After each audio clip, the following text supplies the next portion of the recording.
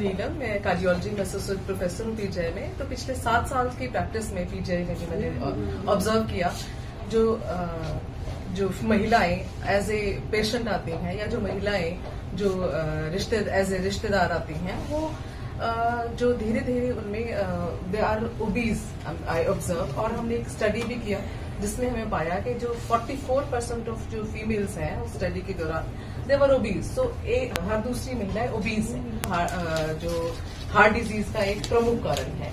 Obesity के साथ साथ और भी चीजें आती हैं, जैसे हाइपरटेंशन है और हार्ट फेलियर है और ब्लड क्लॉटिंग, ये सब की चीजें आती हैं। और महिलाओं में हार्ट डिजीज जो है वो सबसे कॉमन कारण है मृत्यु का। और अगर एक महिला को हार्ट डिजीज होता है या जिसको हम कॉरोनरी आर्टरी डिजीज बोलते हैं, उस महिला का प्रोग्नोसिस या जो है आगे का संभावनाएं वो एक पुरुष की बजाय काफी खराब होती है। तो इसको हम जो प्रोग्नोसिस कहते हैं, कोई भी महिला अगर हार्ट अटैक के साथ आती है, उस महिला की जो मृत्यु दर है वो 50% ज्यादा होती है as compared to contemporary age male. और स्पेशली जब अगर महिला 50 साल से कम हार्ट अटैक के साथ आती है तो उनमें प्रोग्नोसिस बहुत खराब पाया गया है, जो हमारी स्टडीज में हम देखा है। और जैसे जैसे ये मशीनीकरण ये सब हो रहा है तो महिलाओं में ओबेसिटी बहुत बढ़ रही है। तो ये सारी चीजें हमने जो ऑब्जर्व किया, तो और प्रोग्नोसिस बहुत खराब है महिलाओं में, तो हमें रियलाइज किया कि महिलाओं में ये जो बीमारी है नहीं होनी चाहिए, इसको कैसे प्रिवेंट किया जाए। और अवेयरनेस भी बहुत कम, 50% लोगों को पता ही नहीं कि हार्ट डिजीज होता किससे। तो हमारा हमने रियलाइज किया कि हम आपस में पता है, हमें मेडिकल फैकल्टी को पता है कि ये रिस्क फैक्टर्स हैं, ऐसे बचा जा सकता है, बट कॉमन मैन जो नॉन मेडिकल वर्किंग वुमेन है उनको कैसे पता है?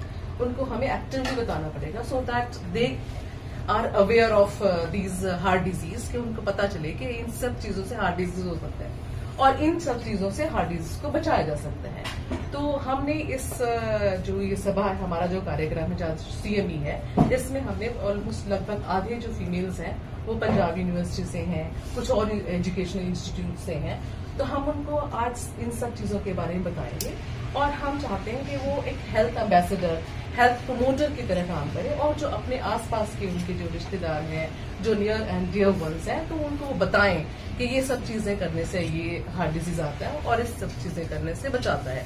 तो हमारा ये एक लक्ष्य है कि हम ज्यादा से ज्यादा जो महिलाएं हैं, नॉन मेडिकल वर्किंग वुमेन है चंडीगढ़ में और ट्राई सिटी में और आसपास के एरिया में, उनको हम इन चीजों के बारे में बताएंगे, इसकी जो गंभीरता है उसके बारे में बताएंगे, ताकि हम हार्ट डिजीज को बचा सकें। क्योंकि हम अगर प्रिवेंटिव मेजर्स या जो बचाव अगर इस्तेमाल करते हैं, कुछ हम अपनी लाइफस्टाइल को चेंज करते हैं, तो 80% तक हार्ट डिजीज को हम बचा सकते हैं। और अगर हम हार्ट डिजीज को बचाएंगे तो सिर्फ हार्ट डिजीज नहीं बचेगा, कैंसर भी बचेंगे, क्योंकि स्मोकिंग हम मना करेंगे तो कैंसर्स बचेंगे, अल्कोहल हम मना करेंगे तो उससे कैंसर बचेंगे। ओबेसिटी भी कैंसर का एक प्रमुख कारण है, इससे ब्रेस्ट कैंसर जो है ओबीज लोगों में बहुत ज्यादा देखा गया है। तो इससे कैंसर भी बचेंगे, लंग्स की जो प्रॉब्लम जिसको COPD कहते हैं वो भी बचेगा। तो हम 80% तक जो है नॉन कम्युनिकेबल डिजीजेस जो है वो हम बचा सकते हैं। सो हमारा ये मुहिम है और हम इसके साथ साथ जो है मैं PGI में प्रिवेंटिव क्लिनिक का भी एक हमने प्रपोजल रखा है और हम उसको शुरू करेंगे, जिसमें कोई भी आदमी जो रोगी नहीं है आ सकता है, अपने हार्ट डिजीज के रिस्क के बारे में पता कर सकता है।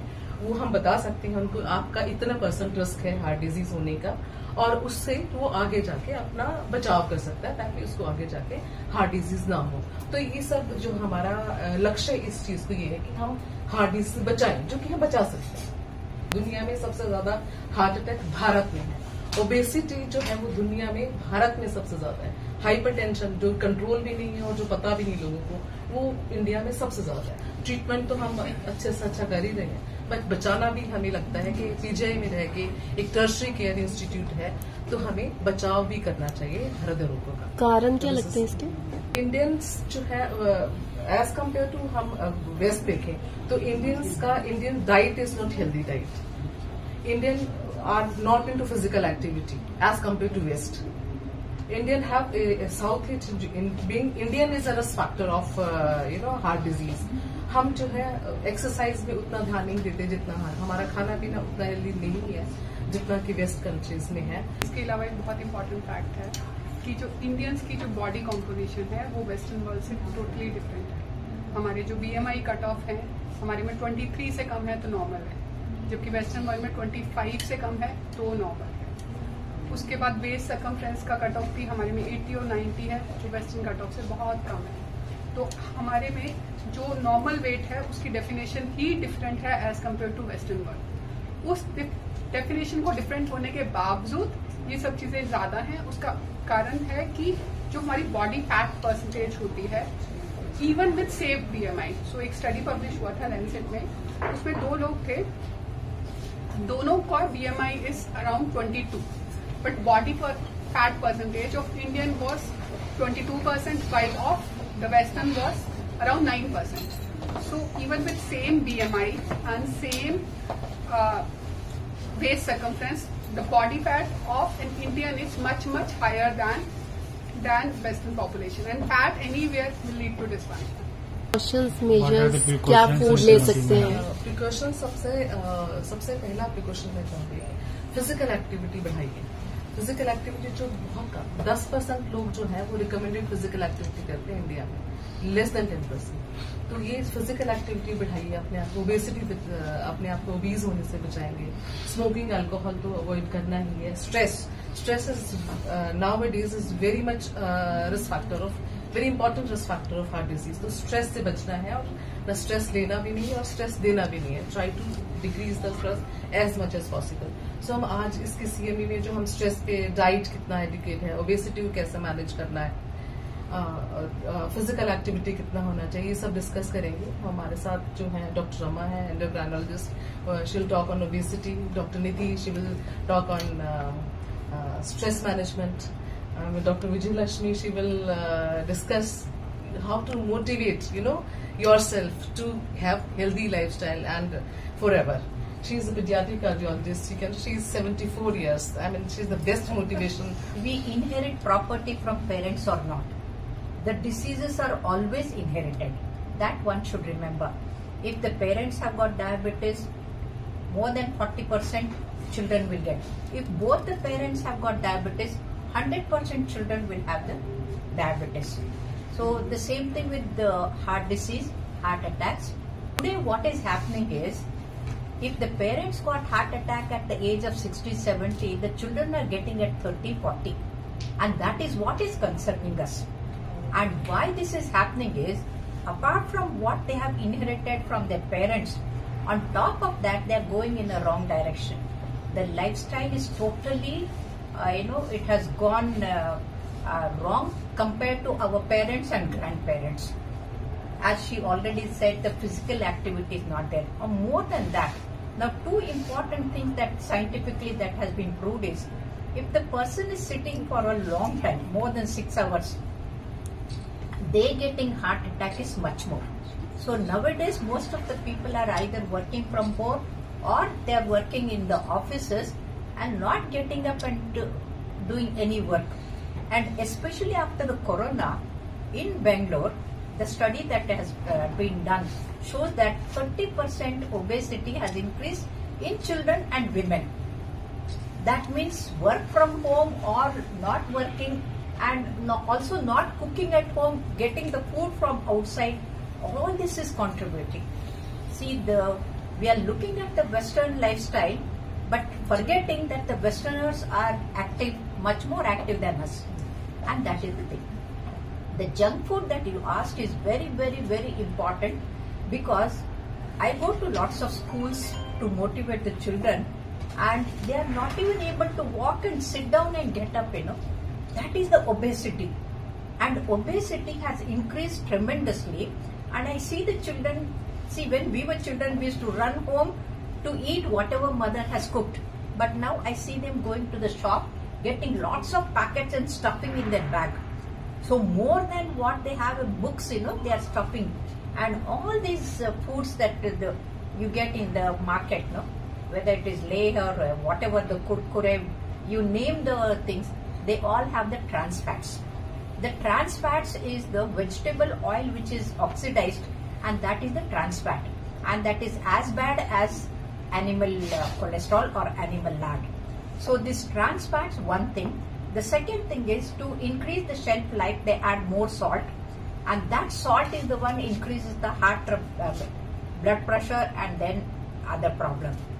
Then the children, the junk food is the one which contains only carbohydrates, only sugar, only calories, and no nutrition, no micronutrients, no vitamins, nothing.